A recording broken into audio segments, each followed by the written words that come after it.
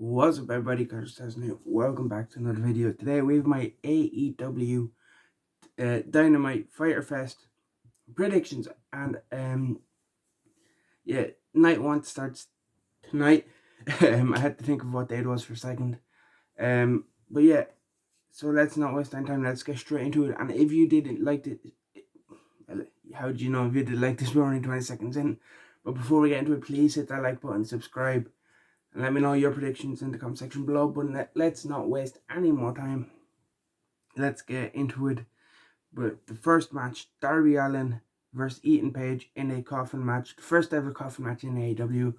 And this match I'm actually looking forward to. Ethan Page and Darby have had great matches in places like Evolve before. And in a coffin match, you just know Darby's going to do something insane. Of course, Darby will have Sting, and Scorpio will have, not Scorpio, Page will have Scorpio Sky in his corner. So, yeah, very interesting to see which way this goes. I think I'm leaning towards Darby, but I won't be surprised if Page got the win here. I feel like there's more you could do with Darby losing. I feel like Page, and he just recently came in not too long ago. Like, Darby is already established top guy.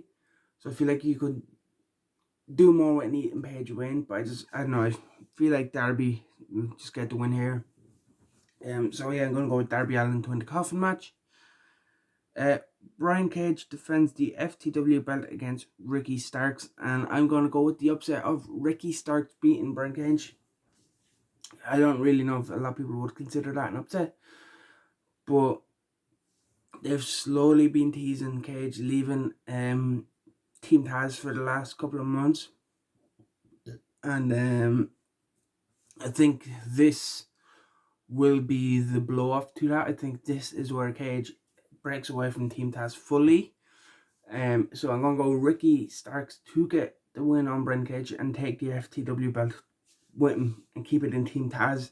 And there's gonna be like outside interference from Hook and Powerhouse Hobbs. And I won't be surprised if there was interference from like a new member kind of to replace Cage. But yeah, I'm gonna go with Starks to get the win and keep the belt in FTW, and keep the FTW belt in Team Taz, and have Cage kind of go his own way and finally complete that split that they've kind of been working towards.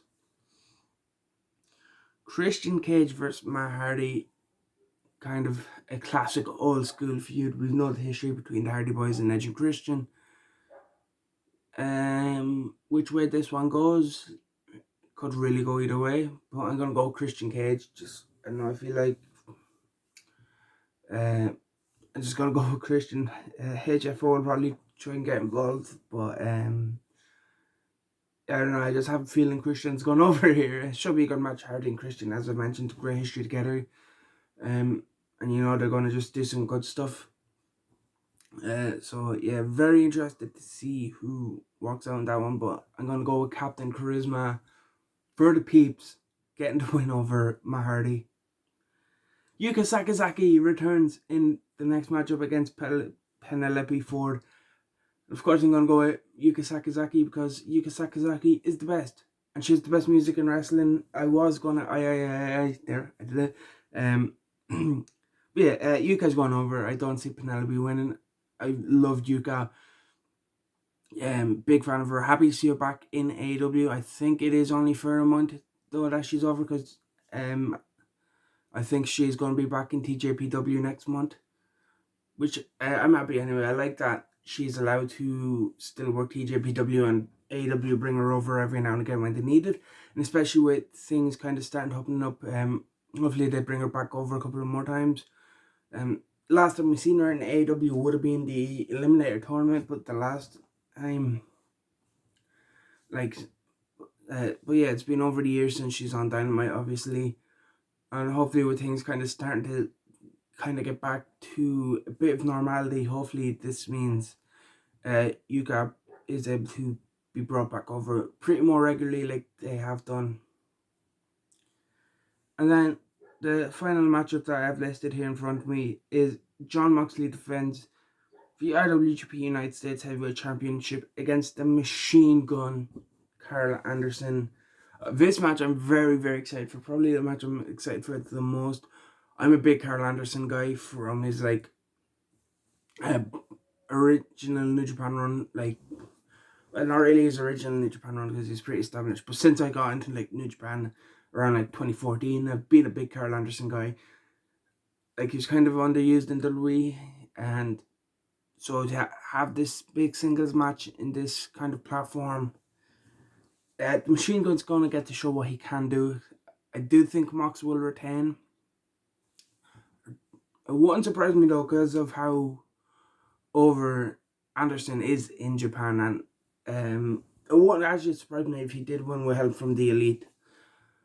Maybe I'm changing my prediction, but I know you can't go against Moxley. I do believe this match was meant to originally take place at Wrestle Kingdom. I think Carl Anderson said this on the Talking Shop podcast a few months ago.